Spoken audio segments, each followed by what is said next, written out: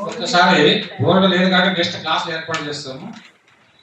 ఇక్కడ బాగా గమనిస్తే ప్రపంచ కవితా నిర్మాణ పద్ధతులు మీరు బాగా గమనించండి.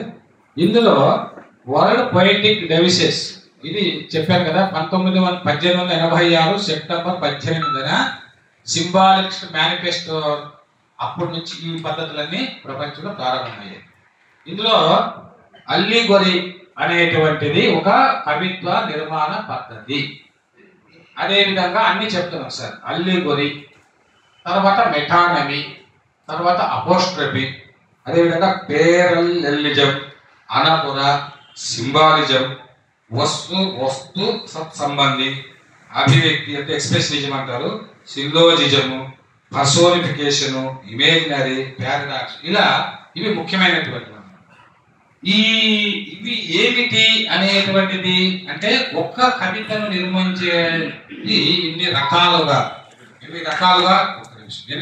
నిర్మించవచ్చు అనేటువంటిది అల్లిగొరి. కొద్దిగా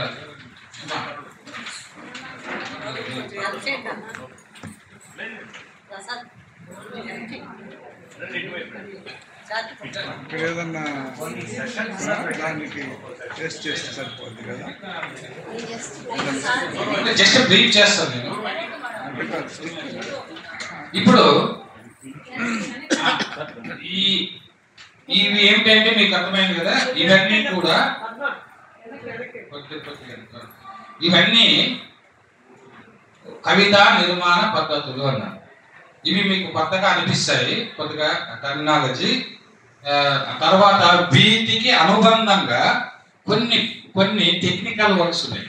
ఆ టెక్నికల్ వర్డ్స్ కూడా తర్వాత చెప్తాను. ఇప్పుడు అల్లిగొరి అంటే ఇక్కడ ఏమిటి? అల్లిగొరి కవితా పద్ధతి అంటే అబ్స్ట్రాక్ట్ నౌన్స్, అంటే మనకు కనిపించని దృశ్యాలు ఉంటాయి కదా, కనిపించని దృశ్యాలను కవిత్వీకరించే పద్ధతిని అల్లిగొరి అంటారు.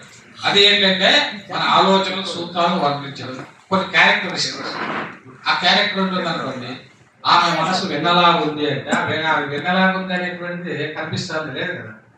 కాబట్టి అంటే అబ్స్ట్రాక్ట్ నౌన్ ని కాంక్రీట్ నౌన్ తో పోల్చేటువంటి అన్నమాట ఇది. దీనికి సాధారణంగా నీతి సంబంధించినటువంటి పొయమ్స్ రాసేదానికి ఈ పద్ధతిని అనుసరిస్తారు. రెండవది మెటానమీ.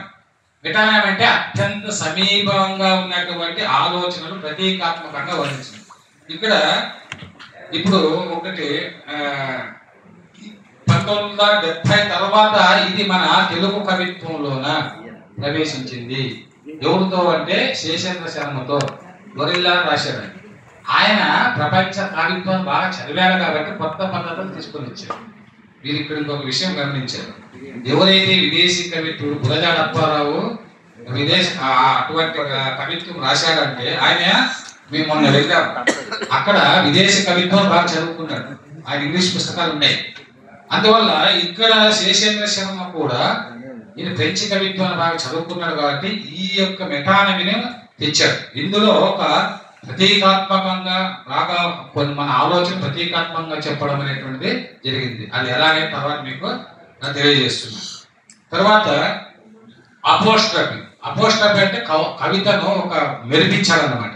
ఒక్కొక్కసారి ఒక అద్భుతమైనటువంటి ఒక మెరుగులతో ఏమి ఇది అంటే ఇప్పుడు కొత్తగా వచ్చిందంటే మనం దీన్ని ఒక పద్ధతిగా మనం తీసుకొని రాలేదు. ఇప్పుడు అతడు ఆవాత పరంపర వ్యాపారాలను జనాన్విత విచ్చోతని చేరబోయి కవియన్ అంటే విద్యుల్లతా విగ్రహాన్ని అంటాడు. ఒక మెరుపు విద్యుల్లతా విగ్రహం పెద్ద మరి అది మరి అపోస్ట్రఫీ విద్యుల్లతా విగ్రహం శతపత్రేక్షణ చంచరీక చిపురం చంద్రాస్తి అంటాడు, అలా వర్ణిస్తుంది. కాబట్టి ఇదేంటంటే ఒక మెరుపు తీగలాగా కవిత్వాన్ని మెరిపించడం. తర్వాత పేరల్లెలిజం అంటారు, ఇది ఇంగ్లీష్ లో కూడా రాశాను. దీంట్లో ఏంటంటే పదాలు మళ్ళీ మళ్ళీ రిపీట్ అవుతూ ఉంటాయి. ఇప్పుడు కొంతమంది ఇంటి ముందు కూడా చదివారు కదా, పదాలు రిపీట్ చేసేది బాలలపై. అట్లా పదాలు రిపీట్ చేసేటువంటి కవిత్వం పేరల్లెలి. ఇక్కడ అంటే I was glad, so very glad అంటారు. అంటే first I was very glad, very glad, very glad అట్లా వస్తుంటుంది. So repetition. ఇది జస్ట్ మీకు అర్థమైందని చెప్తున్నాను. కవిత్వంలో పదాలు రిపిటేషన్ చేస్తూ చెప్పేటువంటి కవితా పద్ధతిని మరి పేరల్లెలిజం అంటారు. అక్కడ అనపుర అంటారు. మరి ఇక్కడ కూడా అనాపురంలో కూడా పదాలు రిపిటేషన్ అవుతాయి. ఇవి ఎక్కడ అవుతాయి అంటే ఇక్కడ ఎన్ని every cry of every man అంటే మధ్యలో వచ్చేది, మొట్టమొదటి వచ్చేది వేరు, మధ్యలో వచ్చేది వేరు. అయితే ఇక్కడ ఏంటంటే ఈ పదాలు రిపిటేషన్ అయినా కూడా ఒక కవిత్వంలో ప్రతీకలు కానీ అభివ్యక్తి కానీ కొత్తగా ఉండాలి, అది అనుకూలం. ఇంకా సింబాలిజం అనేటువంటి చెప్పాను కదా ఇంతకు ముందే, ఫ్రెంచ్ లో పుట్టింది కొత్త ప్రతీకలతో. దీని సింబాలిజం అంటే మొట్టమొదట మీకు తెలుసు శ్రీశ్రీ ఫ్రెంచ్ సింబాలిజాన్ని బ్రహ్మాండంగా ఉపయోగించుకున్నాడు. ముక్కు బుట్ట లాంటి తల, బుడతలు పడిన దేహం, కాంతి లేని గాజు కళ్ళు, ఇవి ఎట్లా వచ్చినాయి ఆయనకి అంటే ఆయన ఫ్రెంచ్ కవిత్వాన్ని బాగా చదివాడు. అంతేకాకుండా ఆకాశపు గడారిలో కాళ్ళు తెగిన ఒంటెలాగుంది జాబిల్లి అంటే ఆ బేసిస్ లైక్ ర్యాబిట్ అంటారు. అంటే కొత్తగా అదే మనం అమ్మో కుక్కతోనో కుందేలతోనో ఒంటితోనో పోలిస్తే మనం పోల్చే ధైర్యం ఉందా? లేదు. కానీ ఆ ఫ్రెంచ్ కవులు ఆ సింబాలిజం నుంచి వచ్చిందని మీరు గుర్తు. తర్వాత వస్తు సత్సంబంధి, ఆబ్జెక్టివ్ కో రిలేటివ్ అంటారు.